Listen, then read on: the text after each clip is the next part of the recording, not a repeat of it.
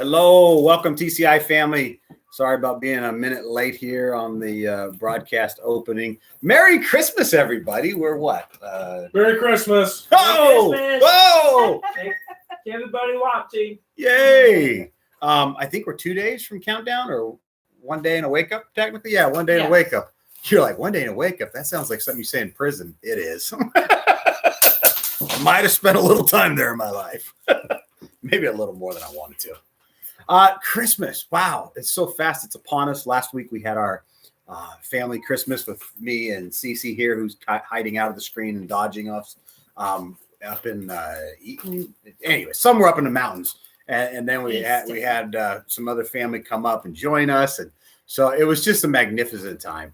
I really live for this season. Mother, I told you in earlier sessions on this whole concept of this 4 series about silence. She taught me this Christmas spirit and to live it 365 days a year. And it's interesting. One of the things, and I'm going to kind of start by going off track. Myself and one of my spiritual sons, Cam, we spoke earlier about the Christmas spirit. And I asked a question. I said, I don't feel the Christmas spirit this year. And what did you say you felt the spirit was like? Was it, what did you say, angry or something? Grinch. It was something like that. And he's not right. It's a weird feeling this year with the vibe of our citizens here in this country and all that are around us, our humans on this planet. But I don't care. I don't care because I won't let it break my spirit. Me and my wife go away for a couple of days this weekend. It's our time to get away, shut the phones off, do not bother us because we will not answer, and just enjoy this time together. So I want to get right into our message. And I want to do a couple quotes here as we're going to talk here. But we've been talking for the last few weeks on silence. So I want you to, if you can, go back and watch each one of them and then watch the one after the other. And in this discussion of silence, we're learning about how powerful silence can be. And it's interesting because I like what a guy named Charles de Gaulle said. He said, silence is the ultimate weapon of power.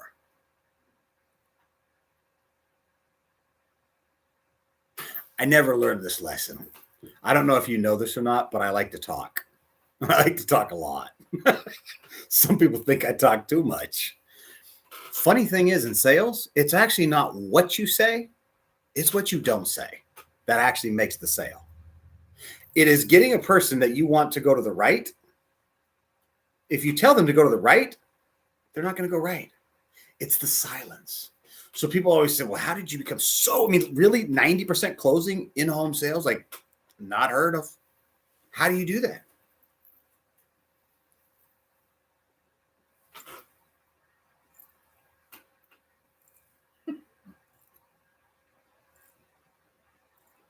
See, it's dead. It's awkward. And the clients, they're like, okay, this is dead and it's awkward. But if you zip and you listen to your client, if you listen to your boss, if you listen to your husband, if you listen to your wife, if you listen to your children or your parents, and you don't talk. Remember, talk's a lot of noise, right? We got a lot of noise going all over the place, and we're usually the ones putting most of the noise out. But let's quiet ourselves. If you came to our holiday trip, you'll find me not speaking much. I love it. I love being quiet. I love listening to everyone around me. I enjoy it. And in sales and in life, it's all the same. It's in that silence that people are going to tell you how to sell them. Parents are going to tell you what they really want you to do. Kids are actually going to spill their beans and tell you all the bad stuff they did without even knowing because you were silent. So instead of yelling at them, where were you Friday night? You tell me. How about you just take them in? I've done this. Take them in. Sit them down. And don't speak. They will spill their beans. Poor Jacito over here. I come home. I can't tell you how many times Cam and me have pulled this con on him. I'd be like, Uber, is he here? And then poof, he pops his head out the door. Hey, what's going on, Wes? Really? You actually did it. And then I just sit back and don't say a thing. He'll take 10 minutes running through. I did that. Oh, was it this? He'll tell me like 9 things he did, asking me if that was it. And then when it's all said and done, I'm like, no, I was just kidding. But we do need to talk about the 9 things that you did wrong that we shouldn't have done. Okay. Same thing with cops when they would sweat you in the box. I used to teach my guys back east. Here's the deal. When they bring you in there, they're going to sweat you, and they can do it for up to 24 hours without arresting you. So you're going to be cuffed to a table. They don't have to give you water. They don't have to give you food. Nowadays, they have some laws now that say they have to. They can get away with not doing it, and they do. Because if they deprive you of food and they deprive you, you're going to get exhausted, you're getting tired, and then you got these lights blaring at you, and the room's freezing or it's burning hot. There's a science to it, detectives, aren't there? There is. It's the silence that makes you stew. They must know. They must have the evidence. The cop didn't come in yet. He knows we did it. And you're spilling your guts. So I want you to work on looking at what we've discovered about silence. Because truly, like we just talked about, silence is one of the greatest weapons of power. How does Lao Tzu say it? Lao Tzu says silence is a source of great strength. Not to tell you how old my wife is, but were you? No, you weren't around the Bay of Pigs. I better not be saying that. She'll slap me. I wasn't born in 1940. No. After World War II, we had a president, JFK, John F. Kennedy. You guys might have heard of a thing called the Bay of Pigs in Cuba. Well, there was a big thing called the Cuban Missile Crisis. And what it simply was this. Russia and the U.S. at the time were having this huge thing called the Cold War, right? Everyone's got 1,200 nuclear warheads aimed at each other, and we're all about to hit the button and blow it all up. None of us are talking. Our president's not talking to theirs. They're not talking to us. No one's speaking. It's really tense. And then there's this country called Cuba, which just got taken over by a bunch of rebels who threw out the government and turned it into a communist country. And that's when they saw their opportunity. Hey, let's give Castro all the money he needs, and let's stack some nukes down there right next to the U.S., just 90 miles off their shore. Yeah, that's a smart idea. And it blew up. Funny thing about that, silence. Most of you know my father worked for the president of the U.S., and it was in the CIA. I know a lot of things that I shouldn't know. Silence, when you see some of the things you see on those shows that talked about this movie, they made movies of the whole thing, and they talk about, well, our president, we're trying to speak to them back door. Well, our guys are trying to reach him, but no one's answering. Their guys are trying to reach us. We're not answering. Everyone was dead silence. And so they're trying to figure out, with the silence, does this mean they agree? Because we sent a message. We told them if they cross that line, we're going to blow it up. Is their guy listening? Do we know? And it was trying to figure out, what were they saying in the silence? That's what it's talking about with strength. Now, here's something that Khalil Gibran said, and I like this. I've learned silence from the talkative. She's the talkative in our relationship. I know you don't believe me, but when I am not on here, I can't get a word in. Mm-hmm. So he learned silence from the talkative. He learned toleration from the intolerant. He learned kindness from the unkind. Yet strange, I am ungrateful to those teachers. I found myself subject to this one this week as I was studying. I saw this and I was like, whoa, I felt like I just stabbed myself in my heart. Ooh, forget the people. See, I don't preach to you, by the way. I'm not preaching to you ever. I'm actually preaching to myself. When I teach a lesson, it's because I'm going through it. And any preacher tells you that's not true, they're lying through their teeth. Okay, they want to seem like they're better than that. No, I'm preaching to myself. I saw this and I was all excited at first. Oh, yeah, toleration. I learned it from the intolerant. And then you go through all that, and then I go, oh, yet I'm strange. I am ungrateful to those teachers. Today, I was grateful for the teachers on the highway. You can ask the boss. How many times did I lose it on the road today? A few. Yeah, just a few. That's pretty impressive. Usually it's you were good for a few. So what's my point? I'm actually starting to learn to be grateful for the rude people. There was a guy in Walmart. He was such a jerk. She was with me. There's people pushing everywhere and they're all rude. And I'm like, it's Christmas. We're literally on the Christmas aisle and everyone's getting stuff for stockings and they're pushing and they're shoving and they're like, can you move your cart? And I'm like, I'm ready to punch somebody, right? And this one guy was really rude to me. So I said, you know what? I'm just going to say it simple. Merry Christmas, sir. And it convicted him. I shut my mouth and was silent. I just said Merry Christmas and I shut up.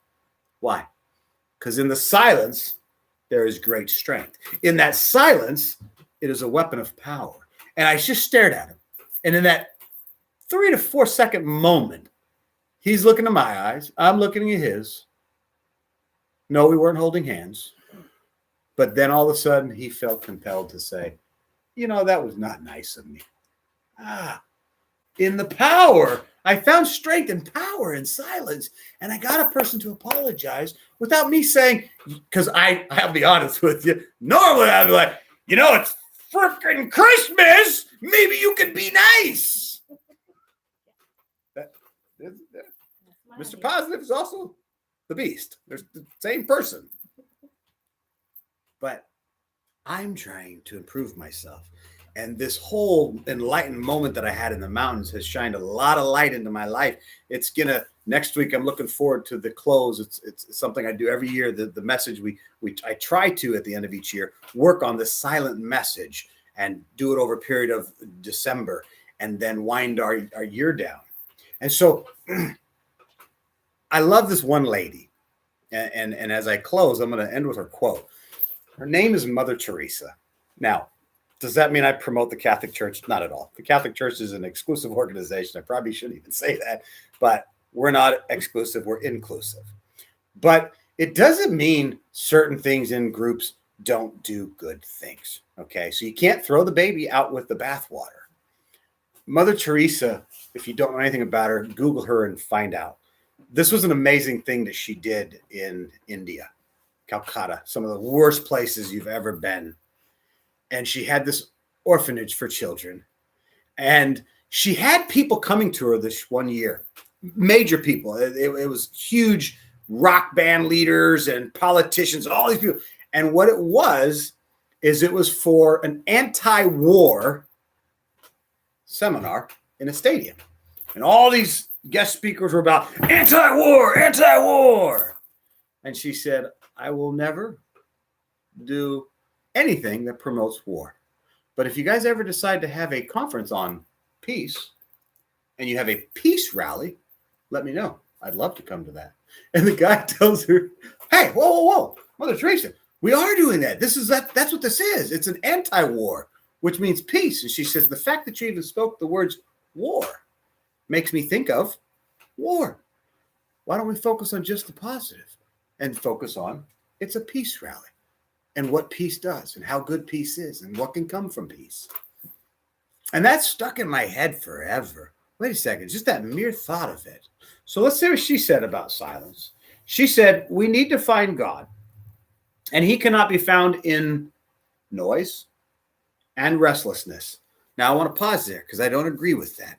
I find God in the city. I find God in the prisons, in the day rooms, in the hellish gutters. I find him everywhere. So you can find God everywhere. But I understand what she's trying to say is the noise in our head, that restlessness in our mind is what that is talking to. It then says, quote, God is the friend of silence. And look what she does. She says, see how nature, trees, flowers, grass, they grow in silence. See the stars, the moon, and the sun, how they move in silence. We need silence to be able to touch souls. Now, she is speaking from an exclusive, trying to save the world. And as an inclusive, our church, we believe that all are saved. Some would refer to this called the universal doctrine of salvation. I refer to the scripture where Christ said, I came that all would be saved. I don't need to save anybody. The job's been done. So that part I don't agree with. But the part where it says we need silence to be able to touch souls, I ask this question to you. How about your soul? Forget trying to change the world. You guys know my little slogan. How are we changing the world, honey? One person at a time. How about we start with just changing me, Jonathan Brown? How about Cece Brown? Starts to just focus on her. And if she can fix her, right? And I can fix me in this silence, then I have helped change the world. And if Cameron can find that same help, now all of a sudden it's starting to multiply. And then the law of big numbers comes into play. And then all of a sudden you're like, wow, how did you guys make a movement that did that? We just focused on changing one person at a time. To do that, we need to touch base with this silence. It's our mind that she's referring to. It's what God's trying to say. Silence your mind, your thoughts. For me, and this is just me, it might not work for you. I want you to know that, by the way. But for me, it's anytime I can get to those mountains, I'm itching. Get me away from the city. Get me to my mountains. Let me get out there in 0-degree weather where most people would die. And I'm like, oh, it's paradise. And I have amazing moments on these mountains with God. For Cameron, I'm not going to speak for him, but I've heard him say this before. Man, when I've got that boat and I was doing this and then I had to go in at the end and I had to jump in and go dive down and do this thing. And I'm like, he's like, I was in heaven. I was like, wait a second. That was your moment. That was your place. And he had a little realization of something. This was last year. I was like, oh, okay. So you see, we all have it in a different place. Go to your happy place, wherever the happy place may be. Okay. And find that silence so that you can learn to help heal your soul or to grow your soul or to even better yet, enlighten your soul. I love you guys. God loves you. You know the drill. Live positive. Mrs. Brown, do you have anything to add? I have to call her Mrs. Brown now because she did get a piece of government official ID that says it. I personally think that if my guy checks it, it's going to be some fake stuff from like Colombia for $100 on the street. So, but she says she's now legally my wife, I guess. It's cold. Think about the people that are out on the streets and say a little prayer. And Merry Christmas. Merry Christmas, you guys. Next week is one of my favorite. We take everything that's happened to us this year, we put it in a little box, and we take that box and we go, whoop, because it's all behind us. And we move forward to 2023. I love you guys. Enjoy your Christmas with your families. Take care. God bless. Thank you, guys.